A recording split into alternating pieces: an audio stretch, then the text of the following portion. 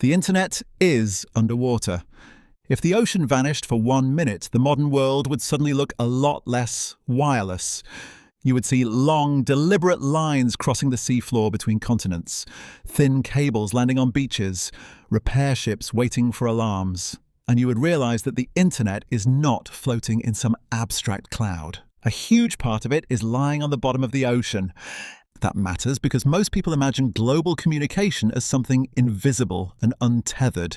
We think in terms of Wi-Fi, satellites, apps and screens. But when your message jumps from California to Japan, when markets move money across oceans, or when cloud servers sync between continents, the traffic usually does not go through space. It goes through glass. More than 99% of international data traffic is carried by subsea cables, not a handful of them either. Industry mapping in 2026 shows hundreds of cable systems and well over 1,000 coastal landing points already active or under construction. The hidden machine beneath the modern world is not virtual. It is physical, industrial, and surprisingly fragile. And once you see that, the internet stops looking like magic. It starts looking like infrastructure. At the center of this system is a simple idea.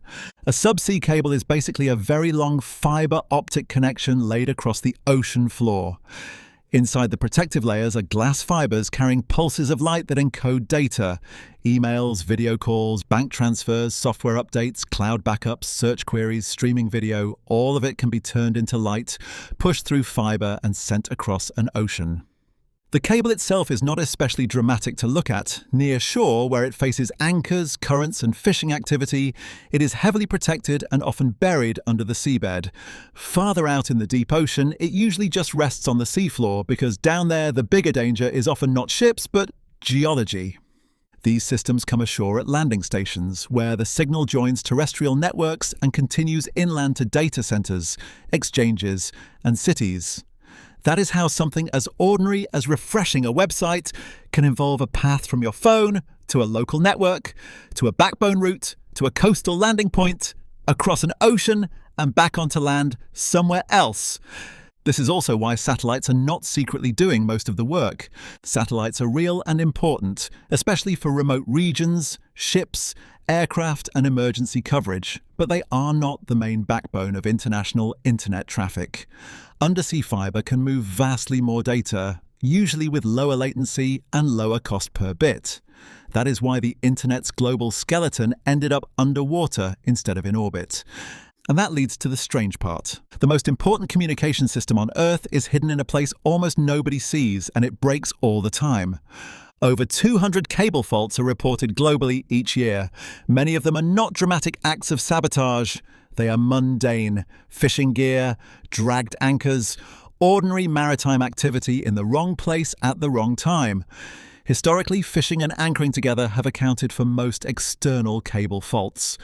One of the world's most important systems is often damaged not by science fiction villains, but by normal work at sea. Then there is the ocean itself.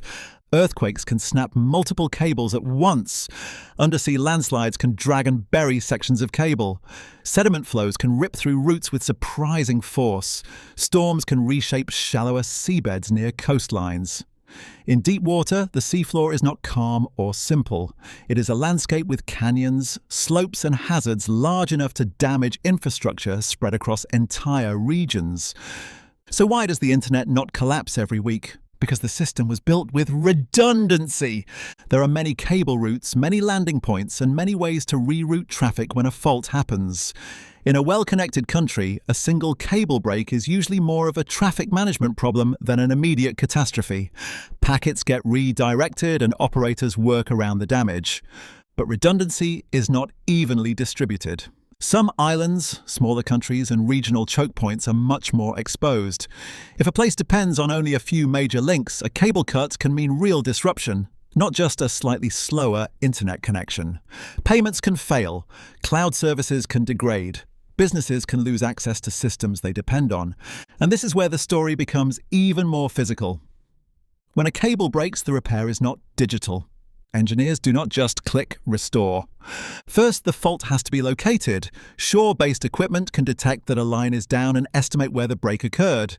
Then a specialized repair ship heads out toward a patch of ocean that may be hundreds or even thousands of miles away. If the cable is in shallower water, remotely operated vehicles can help find it and recover it. In deeper water, crews may use grapnels dragged across the seabed to catch the cable, lift an end to the surface, cut away the damaged section, splice in a replacement length, and then lower the repaired line back down. After that, the cable may need to be reburied if the route is in a riskier zone. That means every break is a logistical problem as much as a technical one. You need a ship, a crew, weather that will cooperate, permissions to operate, spare cable, and enough global repair capacity to handle the problem when multiple faults happen at once. And it raises the biggest question in this whole story. If the internet depends so heavily on subsea cables, how resilient is the system really?